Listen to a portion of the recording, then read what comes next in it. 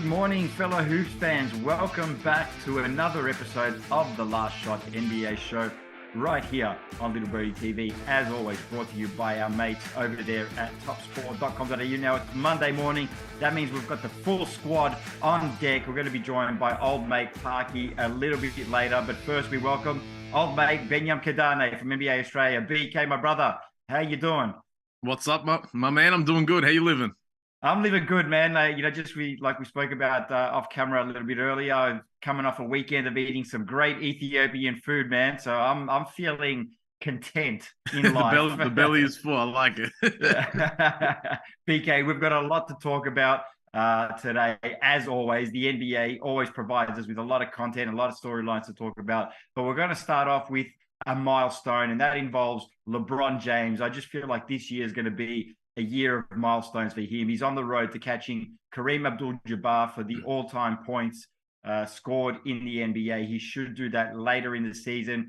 But over the weekend, he passed Magic Johnson for sixth all-time on the assists list, which is an incredible milestone in itself. Now, LeBron, he's now sixth with 10,142 assists. The only players ahead of LeBron right now are Steve Nash, Chris Paul, Jason Kidd, and the all-time leader in assists, which is John Stockton. John Stockton has 15,806. LeBron continues to rack up the accolades. As we can see, we're going to put up a tweet here just to see where he ranks. Look at this, BK. More points than Michael Jordan, more assists than Magic Johnson, more steals than Allen Iverson, more triple-doubles than Larry Bird, Parky's favorite player, more field goals than Wilt Chamberlain. Like, BK, I know we've spoken about this many times, but are we running out of superlatives to describe this man at this point?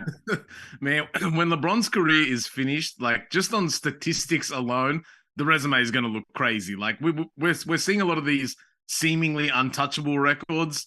You know, there's a few that are going to fall. The all-time point scoring record is the one for me, and he's going to get Kareem this year. He's only 930 points away. Then you cross over into the assists. He's probably going to pass Mark Jackson and Steve Nash pretty soon. I think he's only 190 and 191 behind those guys. So he's the only player that's currently top 10 in both assists and points. And pretty soon, you know, he's going to end up being, you know, fourth in assists and first in points, which is just crazy. It's insane. Look, we say, you know, about all these records falling, and I'm just thinking about this assist record, right? Because everyone sort of assumed that this 15,806 from John Stockton will never fall, right? How much longer do we see LeBron playing? Because if he plays for another 2 or 3 seasons, it is conceivable. I mean, 5,000 assists off, give or take. Like, do we see this one falling as well? He's going to have to make that 15,000th assist as an alley-oop to Bronny, because he's going to have to be in the league for a long time to get close to that one. I think no one's touching that Stockton record. But again, you know, when we look at LeBron and his career and all the numbers and all the accolades, like it's making the argument harder and harder. You know, when we have this imaginary GOAT debate, because you can kind of always fall back on the trophies and everything, but when you just kind of look at the longevity of a guy like LeBron, and that's something that people will almost, weirdly enough, hold against him. Well, he took 400 more games than Magic to get there. This man is playing every year, 20 years, going deep. Like, at some point, you have to respect longevity. Like, being out there is a skill. Not everyone can do it. Availability is a skill, BK, Thanks. as you like to say. And yeah, it is definitely something that we shouldn't be holding against him. He's still performing like he's 30 years old, and he's 38. So past Magic Johnson, one of the all-time great point guards. The comparisons have been there, BK. I want to ask you this because it was something that you guys put up on NBA.com as well. Who is the better passer between Magic Johnson and LeBron James? Now, we're going to show a clip, BK, and we're just going to talk over this. Look at the similarities between these two guys. Now, LeBron obviously posted this as well yesterday. I mean, it's, you know, obviously this has been spliced and edited together, right? But the similarities are there. The court vision is there. LeBron's court vision is underrated, I think. You know, they've got an innate ability to know where their teammates are on the floor and to get the ball to them. Yeah, it's one of those things when we talk about LeBron, we always talk about comparing him to Michael, but he's always been more magic than Michael. He just also happens to be really good at doing a Michael impersonation, scoring a bunch of points. But I'm going to go with Magic on this one, just given the fact that he was pulling off a lot of these passes when there was exactly zero spacing in the NBA. Think about how spread out things are now. The lanes Magic was hitting with the big boys in the middle, like it doesn't compare for me. Like, I mean, I'm a big LeBron fan, but when I look at what Magic was doing and the get out passes, like not many can do it like that. BK, I'm going to say something that might seem a little bit controversial now. Talk to me. I'm not. I think it's a tie. I'm with you. Like, for me, Magic was that point guard when I first started watching basketball. I was amazed by what he could do. And like you said, that whole spacing and everything, I respect that. But the things that LeBron has been able to do, I think, in a sense, he is underrated a little bit as a passer. And that's incredible to say because he always has been given the props as a passer, and I still think he's underrated. I'm going to make it a tie, BK. I'm calling it a tie. I think they're on the same level. Yeah, I can't be mad at that. And the other thing is, passing is that even the thing LeBron is the best at, right? Like, is that his best skill? I mean, good question. Good question. Because it was clearly Magic's best skill, but yeah, that just kind of speaks to LeBron that like he has like so many different categories that you could argue is his best skill. When you put that all together, you get LeBron James, the best player.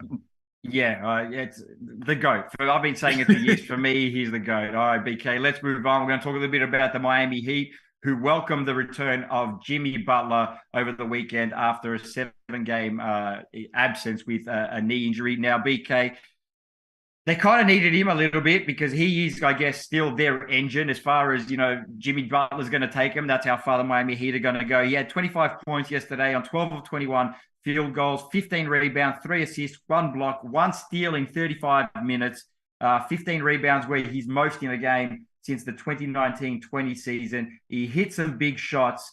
We're going to take a look at one of those right now, BK. How bad do Miami need him back and playing like this now? They're 11-12 on the season, but they've still got plenty of time to get things going. Yeah, they definitely needed Jimmy Butler back. I mean, they kind of held it together. I think they were 3-4 in the 7 games he missed, and a nice little revenge shot there against the Celtics. Going back to the Eastern Conference series last year. So I'm not 100% sold on this Miami Heat team. And when they don't have Jimmy Butler, I'm out on the Miami Heat. But with Jimmy Butler, can Kyle Lowry come back and be some version of his former self? That changes my mind a little bit on the Miami Heat. But if you have Adebayo playing the way he's playing, plus Jimmy Butler's healthy, the Heat are always going to be a chance. But where do you kind of see them stacking up against the rest of the best teams in the East? Because I kind of feel like a lot of the other teams in the East have improved or gotten better, but things are kind of the same in Miami. Yeah, I made that point, a little bit earlier in the season, BK. I think everyone else in the East got better and they didn't. And I think their window has shut. If Butler comes back and plays like the Jimmy Butler that we know, and these numbers that he put up yesterday are very Jimmy Butler-like, with him and Bam and Kyle, I think, they can get one of the lower seeds in the East, of course, anywhere from like 6 to 8, if they go on a bit of a run towards, the end of the season. But they're not going to make any noise in the East. I think their window's shut. I think Miami are done for this season, at least, as far as being a championship contender. The one thing I will give them, though, out of all of these other teams, if they were to finish outside of the top 4, the Heat are probably the team I could see not being fazed by that and being okay being in a lower seed. Because come playoff time, this is very much a squad built for the playoffs. They can cut that down to like a 7-8-man rotation because, their depth during the regular season is great, but a lot of these guys, I'm not sure if they're the playoff performers that the Heat are looking for. But if the Heat finish 6th, I'd be worried if I'm that team finishing 3rd. I'm yet to be convinced on that one there, BK, but we'll see how it plays out for the Miami Heat. All right, mate. Let's move on. I want to talk surprises of the NBA season, BK, because for me, there's been some great storylines, and I wanted to get your thoughts on this. Now, I wanted to ask you what your biggest surprise of this season is. It could be a player, it could be a team, it could be a GM that's impressed you, it could be anything, BK. Let me know your biggest surprise of this season so far. I got 3 words for you, Nick. Light Okay. the beam. The Sacramento Kings. Come on, man. Have you been speaking to Parky off here? Parky Sacramento Kings. He called this preseason, but and look, when they made the moves and we kind of thought maybe this is just can they get into the playoffs and end the drought type team? They're looking a little better than that. Shout out to Mike Brown. He has completely transformed this team.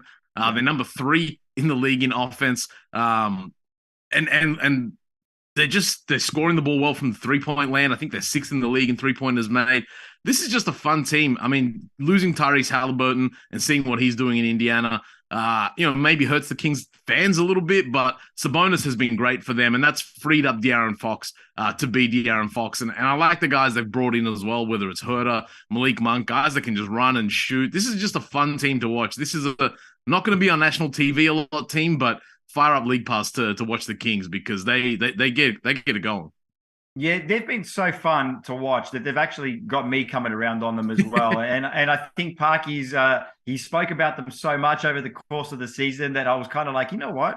He keeps talking about them. Maybe I should watch them more. I should watch more Sacramento Kings games, and I have been. And you're right, they're very fun to watch, and I'm definitely all aboard the Kings train for this season, BK. But I'm going to go a different route with this one here for my pick. Right, I'm not going to pick a team. I'm going to pick a player. Talk to me. And it's probably not even a player that you would even suspect I'm going to throw out there, but I'm going to go with Bol Bol, right? Yes, sir. And I tell you what, I admit this is another party I was definitely late to, right, with Bol Bol, because there was obviously a lot of hype around him, and I could see his talent and his potential, but I just wasn't certain whether he was going to be able to put it all together. He's a big dude, obviously 7'5", 7'6", whatever it may be. And a lot of these guys that are taller have injury problems and they never kind of feel their potential. Listen, Bol Bol is hooping this year with the Orlando Magic. He is hooping. He was stuck on that bench, buried on the bench in Denver for almost 3 seasons. So we didn't really get to see a lot of Bol Bol on the court. But BK, this season, right, hooping for real. He started 16 games. He's averaging 14.6 points, 8.6 rebounds, 1.2 assists, and 1 3-pointer made, 1.8 blocks in 30 minutes as a starter. Off the bench, he's averaging 9.8 points, 5.8 rebounds, and 2.6 blocks in 17 minutes, off the bench playing games. Man, I'm all aboard this Bol Bol train. Like, he's so fun to watch. I'm with you, man. Like, Bol Bol was just glued to that bench in Denver. We didn't really get to see him play, as you said, but the fact that the Magic had a few injuries to some guards and they went, hey, you know what, Bol Bol, you can be a guard. Like, seeing him transition, pull up threes, and just having time to feel the game out. Like, he just never had that opportunity on a good Denver team that, had playoff aspirations and the margins for error on a good team are so much smaller. Whereas, you're playing on the Magic, like they just want guys that can go out there and contribute. And, they have a ton of players, but they're not going to win a lot of games. So you can kind of take these chances with a guy like Bol Bol. And we see everybody going crazy over Victor Wembanyama. I think it was Paolo Banchero that said, it was like, yo, chill out. We kind of got something like that right here in Bol Bol. And so far this season, he's definitely proving that right. This guy is so much fun to watch, man. I'm really happy he's getting his shot in Orlando. Yeah, there you go. 2 to watch. Bol Bol, Sacramento Kings. If we can get Bol Bol on the Sacramento Kings this year, everyone's going to be happy, I think. They're going to win the league. All right, BK, my man. Thank you for joining us. We're going to catch you again on Friday morning. I appreciate it, brother. All right, time to bring on our resident betting expert, the Magic Man himself, Mr. Andrew Parkinson. Parky, good morning. Good morning. I'm loving all this Kings talk. I was pumping my fists in the background there. We're just going to love the Kings, But yeah, they've made us some money too. We did okay with our tips on Friday. We split our NBL tips. We got the Taipans plus 4.5, even though they lost by 3. We still got that cover. And New Zealand minus 4.5. They lost at home against the Wildcats pretty badly, so that was a tough one to pick up. But yeah, just with the one NBA game there, we got the over in the Mavs Pistons game. Which was good. But so you went 2-2 again, your 500 mark, and I went 2-1. But I've got 4 tips today. So I'm branching out, not just giving my normal 3. I'm going to give 4 tips today. All right, well, let's get straight into it, Parky. There's 3 games we're going to take a look at today, and we're starting off with the Boston Celtics and the Brooklyn Nets. The Boston Celtics going into this one favorites at $1.76. Brooklyn Nets $2.11. The line's at 2.5. Totals at 231.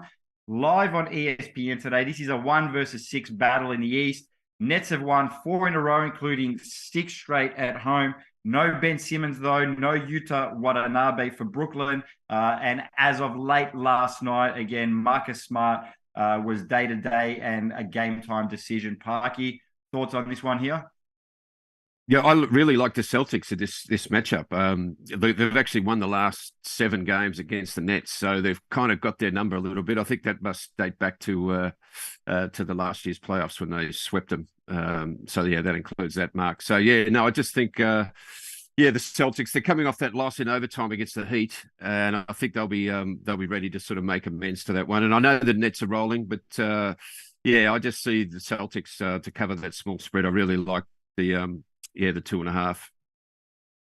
Parky, we've agreed on so much lately. I'm going to disagree with you here. I'm going the Nets to continue the win streak at home. They've been rolling. Kevin Durant has been playing absolutely phenomenal basketball. I think the Nets win by 8 at home. And I'm going to stay away from that total. I'm staying away from that total for today. Yeah, I'm actually going to go on the total. That the money has come for that total. That's been knocked right down from 234 down to 231, I believe now. So, and 7 of the last Nets home games have gone under the total. So I'm actually going to make that an official pick for me. I kind of like the under 234, but it's now at 231. So yeah, I'm going to make that a pick as well, the under 231. I just think, there'll be some scores, but I think it'll be more like when the Nets played the Raptors the other day. That was the 114, 105 sort of mark. So that was around the sort of, 220 mark. So yeah, I like the under in this one as well. All right, I'm staying away from that one, but I'm definitely going with the Nets to continue the win streak on that one there. Next game we're going to talk about here is the Cleveland Cavaliers and the New York Knicks. My bogey team, the New York Knicks. Cavaliers favorites at $1.73. New York Knicks, $2.17. The line's at 2.5. Totals at 222. Live on NBA League Pass a little bit later. Cavs have won 2 in a row. Knicks have lost 2 in a row. Knicks are just 4-7 at home this season. Cavs, though, are just 5-7 on the road. No Jared Allen or Dean Wade for the Cavs for this one here. Parky, who do you like? Well, I always like to ask you first when it comes to Knicks games, but I'm going to go out on a limb here, and I'm going to say I really like the Cavs in this one to cover this small spread of 2.5 points. Look, I think it's all pointing towards a Cavs win here. The Knicks in the last 9 home games have failed to cover the spread, so that means that they've won some games there at home, but they haven't covered, and the Cavs only have to cover the 2.5 points here. So I'm going to say that it's going to be the last 10 home games that the Knicks are going to fail to cover. So no, I really like the Cavs in this one. And as far as the total goes, I think that's about right. I would be leaning towards probably the under. 7 of the last 8 games that the Cavaliers have played in have gone under. So I'm not going to make that an official pick, but I really do like the Cavaliers minus 2.5 in this one. Yeah, I'm staying away from the total in this one here too, Parky. Like you, I would be inclined to go under, but I'll stay away from that. I'm going with the Cavaliers to cover the spread as well. I just don't think the Knicks are going to win today. Yeah, well, here's another good stat for you. The Cavs versus Eastern Conference opponents have won their last 12 games as favourites. So that's another one that sort of really points towards the Cavaliers in this one. Yeah, well, watch the Knicks win by 20 somehow today. It's the NBA. It's the NBA. There's a lot of trap games, and the Knicks are a real trap sort of team. And punters out there will know what I mean. They're just hard to get a handle on. But let's just hope it goes to form today, and the Cavs have a big win. Yeah, don't I know that they're a trap team. All right, next game we're going to take a look at is the Los Angeles Lakers and the Washington Wizards. Lakers been playing much better of late, but the Wizards are getting into this one here. Favorites at $1.72. The Lakers at 2.09. The line's at minus 2.5. Totals 233.5 live on League Pass. Now the Wizards are on a 2-game losing streak. Lakers have won 2 in a row and been playing much better, as I mentioned. They're just 3-6 on the road now. The reason I think the Wizards are favorites here, Parky, is because again, as of late last night, LeBron was questionable. AD was probable, and Dennis Schroeder was day-to-day, so he was going to be a game-time decision as well. Looking at this, I imagine LeBron might be sitting out. Parky, have you heard anything different this morning?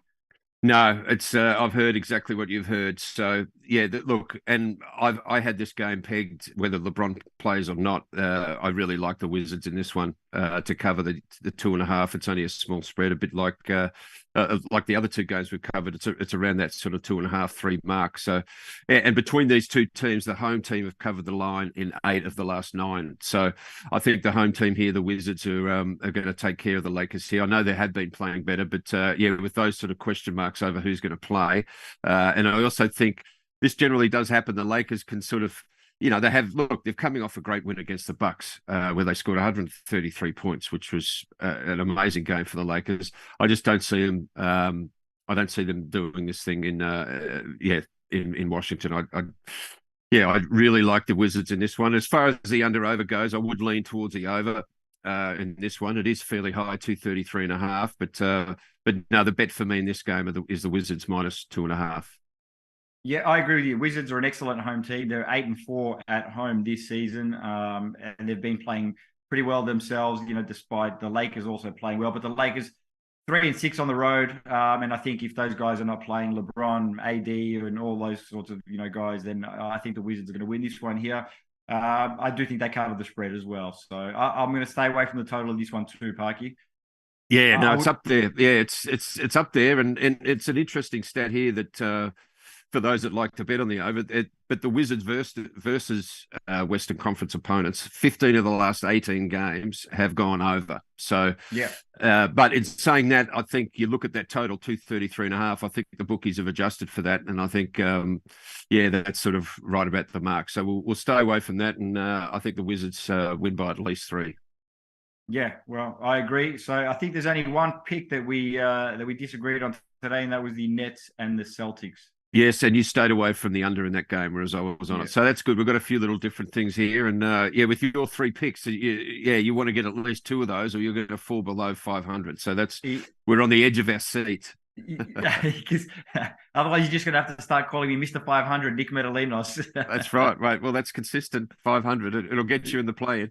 Yeah, well, I'm either going to be above or I'm going to be below by the time Wednesday rolls around. No, we'll look forward to it, mate. No, there's some good games today, so it's good to have a few games to punt on. Yeah, absolutely. All right, Parky, thank you for joining us. As always, we're going to catch you again on Wednesday morning. Look forward to it. See you Wednesday. All right, guys, that's been another episode of The Last Shot NBA show right here on Little Birdie TV, brought to you by our great mates over there at topsport.com.au. We'll catch everyone Wednesday morning. Thank you.